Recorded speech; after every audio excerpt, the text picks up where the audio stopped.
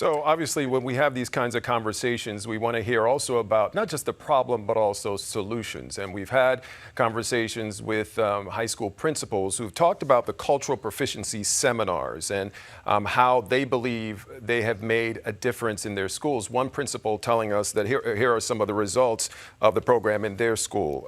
An increase of teachers of color from 5% to 25%, detract math classes, decentered whiteness in school curriculum, and then abolishing student dress codes. By the way, not throwing out all dress codes, but being a little bit more lenient, especially when some of the ways that kids handle themselves have to do with their ethnicity. And so understanding that, that factors into the dress code. So Gloria, to you again, maybe you could explain to our audience what these cultural proficiency seminars are all about.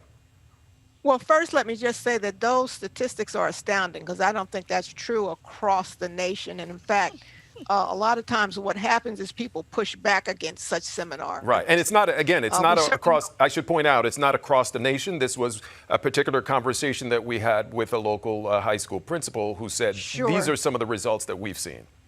Sure. Because we do know, for example, in law enforcement, implicit bias training only serves to make them angrier about having to be in implicit bias training. But if you have a willing audience, I think, and it sounds like this principal really did, people have the opportunity to interrogate some things that they hadn't even thought about before. They get to ask some questions they hadn't thought about before. And they begin to understand the way that culture, even their own culture, impacts the way they see the world. It moves them from this place where what they experience is more than just their culture, and that it's, quote, what represents truth. Well, that training says, no, that's a particular perspective. And then they get the chance to be able to hear what some other perspectives might be like. Right, but Bianca, isn't it important to have these uncomfortable conversations for teachers to be, and this is mandatory in many cases, they have to attend them on a regular basis. They have to confront these kinds of questions and can't and issues and can't run away from them. Isn't that necessary? Yeah, I mean, I think that Gloria is right that it does sometimes have the effect of pushing some folks away. Unfortunately, I've been in those conversations. I've been to some of those trainings and watched it for my reporting, and it seems like oftentimes the people who are there are already the converted. And I don't know that they're always necessarily mandated for everyone. So I'm curious about whether people who really don't want to learn this sort of thing are really going to, and how you really change their attitudes. Jamal, what do you think about this? The fact that these uncomfortable conversations are essentially being had with teachers who have no real experience or connection, perhaps, with some of these issues around, how to deal with a child of color. Is it important, even if it's forced, and even if they don't necessarily like it? Is it still important? Is there value in it? For sure. I think we need to be mindful always of where people are. And the reason why is not to bend backwards to appease people, but just to actually reach your goal and reach people to bring them to what you might believe is correct. Allow yourself to plant seeds of change in others' minds and have them do the same for you as well. But these conversations have been brushed under the rug for the entire history of this nation. And when you bring it up, it's going to make people uncomfortable. But that is no reason, or at least not adequate reason enough, to not have these really powerful and meaningful discussions. Now, one of the principals I was referencing earlier who had these seminars and has these seminars in his school is Manuel Fernandez. He's the principal of the Cambridge Street Upper School, and he believes that introducing cultural proficiency seminars in his school has really made a huge difference. And he explains the motivation behind detracking math classes. Our students would come into the school in their 6th grade and they would be all in the same classroom, heterogeneous grouping. A year later, 7th grade, the Black and brown children would look up in their math class and they would say, well, where's Caleb? And the white kids would look in their math class and they would say, where's Jamal? And then they figured out, they would say, like, we're not as smart as they are. I've even had young white students on video talking about their experiences as elementary kids that separated them. Not, they were told it wasn't about anything other than we're just separating them into groups. But then when they get into middle school, they realize that they've been separated into groups based on accelerated classes versus remedial type classes. We abolished that.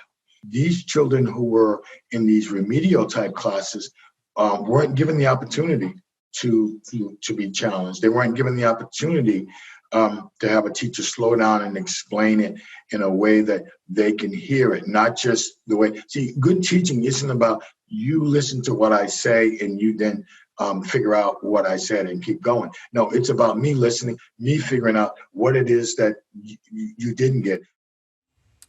Bianca, a lot of good points that he raised there. Does that dovetail with some of the conversations you've had as you've been out reporting in the field? In some districts, certainly. I mean, Cambridge, where he is extraordinary. They've done a lot of really interesting, groundbreaking things, but there's still a pretty big gap, right, at their high school between the number of students who take advanced classes, Black and brown students in advanced classes, and those who aren't. So we'll see if this detracking effort makes a difference there.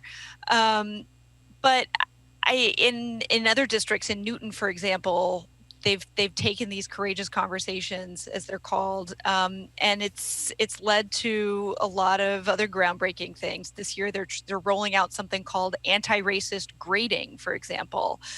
And people there seem to have really embraced it. But again, I don't know that there's a real direct path to everyone, getting everyone on board with this sort of thing. It's an interesting journey in all these different districts. Right. And Jamal, how do you feel that detracking would have worked at your school? So Dan, I have a really difficult and tricky relationship with tracking. My whole life has been tracked. I was in the charter school and went to, were in the advanced classes there, then went off went to the John D. O'Brien School of Math and Science, which is a form of tracking, is one of the 3 exam schools, magnet schools in Boston. And in some ways, I feel that I would not be where I am today without having had those opportunities to be on those advanced tracks. That's on the one end. On the other side of that, tracking often leads to a tale of 2 cities, 2 districts, 2 schools, where some people are given opportunities to thrive, while the other students are given opportunities to barely survive. And I think that it's hard to say that there's a silver bullet in one way or the other, get rid of tracking entirely or track, extensively. But I do think that we need to start thinking a little bit more imaginatively how we meet students where they're at and also create a rising tide that lifts all students or all boats. And that's what I think we're lacking right now. And Gloria, in meeting students where they are at, do you think, what are your thoughts about detracking? Well, we have, again, a lot of research that suggests that tracking is not the way to go. If you know Jeannie Oakes's book, Off Track, I mean, she's really looked at the way that tracking actually creates the disparity. And so if we can find ways to ensure, one of the things that I tell parents all the time, regardless of their race or ethnicities, I said, you're paying taxes too, so you've paid for that advanced placement class. Have your child take one that they're interested in, not necessarily load up on them so they can, minimize the amount of credits that they need to get through college, but find something they're interested in and take one of those courses. Now, what we could do from an administrative point of view is say, as a principal, if you attend this high school, you will take at least one advanced placement class. That's a condition of graduation here. So you're setting the expectation and raising the bar for all of the students by suggesting that if it's a good course, why shouldn't everybody at least try that course? So I think that there are ways we can think differently. I look at Harvard, I look at Stanford where I went, they're not tracked. People can take whatever they want to take. in whatever field they want to take. So what's good for who we see as the best of our kids is even better for the kids that we think are struggling. And to any of you who want to weigh in on this question, how do you convince the parents to go along with that plan, to say, you know what, we're going to stretch your kids to go for that higher, that more difficult class. It's going to require a lot more support at home. How do you convince the parents to come on board? Well, I think that's part of the problem, and we talked about this earlier when we were talking about high expectations. Is I think a lot of the schools that have done this well, in Boston, for example, there's a high school called New Mission that expects everyone to complete calculus by the end, or at least that was the plan for a while. And they don't have gatekeepers. Anyone can take advanced classes. They don't, have to get checked off or signed off to be able to take them, but they offer them support. The school offers them support and tutoring. It's not up to, their parents. And so you don't have to have, a parent who is, has taken calculus to be able to help you or support you at home. You can get that help at school. And that seems crucial to me if you're going to have high expectations and really be able to help kids achieve those things. Right. I mean, that seems to me like a major solution here, because even parents who are plugged in, highly educated, still have some challenges dealing with these high-level math or science classes that their kids are taking. Jamal, do you think that's the route? Provide additional support where maybe parents, especially from some communities where parents can't support it, provide that support at school? I think that support is absolutely necessary. And I think it's also important to note that there is an information gap. And there's a narrative that's somewhat of a false narrative that tells you that all you have to do is send your child to school and have your child do all their homework and everything's going to be fine. And I think that a lot of parents, particularly immigrant parents, think, all right, well, I see my child doing all his or her homework. I see them, going to school every day. And then you find out later on that there's a gap between them and students in more privileged areas. So I think it's important when you're getting parents on board to actually kind of give them a glimpse of what they're kind of up against. And I hate to kind of say it that way because it's not supposed to be a competition, but it's much easier to get me to say I'm going to go the extra mile if I know that I need to go the extra mile. And right now, people simply believe doing what's being told, send your kid to school, doing the homework is enough. And in this day and age, it's simply not enough anymore. Right. Have another audience question here. Siobhan from Newton asks, how do we best be aware of issues of inequity within our own communities to remove blind spots, especially since marginalized voices often do not get heard? Who wants to take that one? I can jump in for a quick second, unless, Bianca, were you going to say something? Well, find ways for them to be heard. Yeah. Yes. Well, I've spoken to a couple of Boston Public School teachers, and they said that schools have been making an effort since the George Floyd incident to do kind of an up-to-speed training. And one school in Boston called it the 21-day equity challenge or something along the lines of that. And it's kind of brought people up to speed for all the things that they did not realize were issues before. So again, there's many information gaps, and one of them is really understanding the lived experiences of other people of other backgrounds. So I think simply getting people up to speed could be helpful. Hey, Jamal, I want to, this kind of bounces off something that you had said earlier. This is directed at you from Jessica. What do you believe needs to happen in the education system to ensure teachers are able to match their students' potential? I think that is a very, very, very good question. I think one, we hear implicit bias training in the sense of law enforcement. I think that's also quite important to do in our schools, because the ways that we categorize people are subconscious. And the ways that we say this student is not capable of XYZ happens with the smallest of things, the smallest of behaviors, a way a student speaks, the slang that they might use. So I hate to just say it's as simple as training, because it's not. These are complex issues, but I do think we really need to get into some of that implicit bias training. And also, I think there could be some type of a accountability buddy system where you take a situation and you run it by somebody else, somebody of a different background. Perhaps it's a liaison within the school or a counselor within the school who's trained in these issues to kind of just say, hey, well, maybe you're not looking at the situation quite the right way.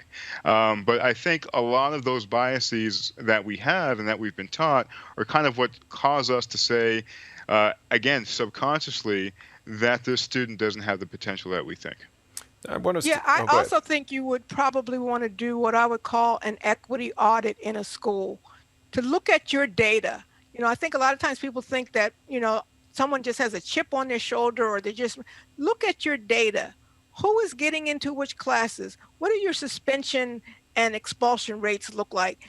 Do they break down along racial lines? Which kids are in special education? Which kids are in advanced classes?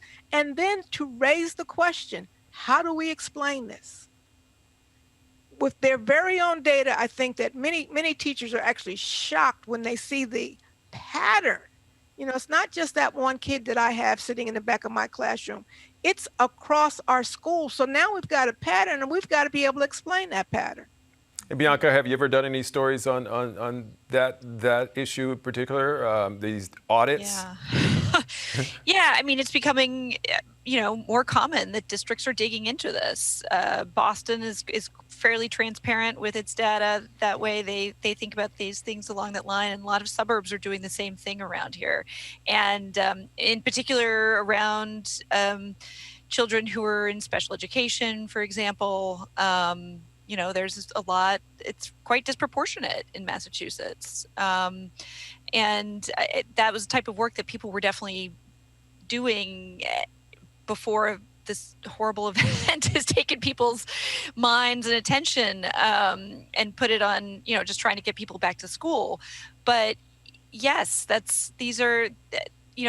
has been the trend around Boston in the last 5 years to really dig into these numbers, and in conjunction with having these types of difficult conversations about racism and implicit bias. And some districts were making moves.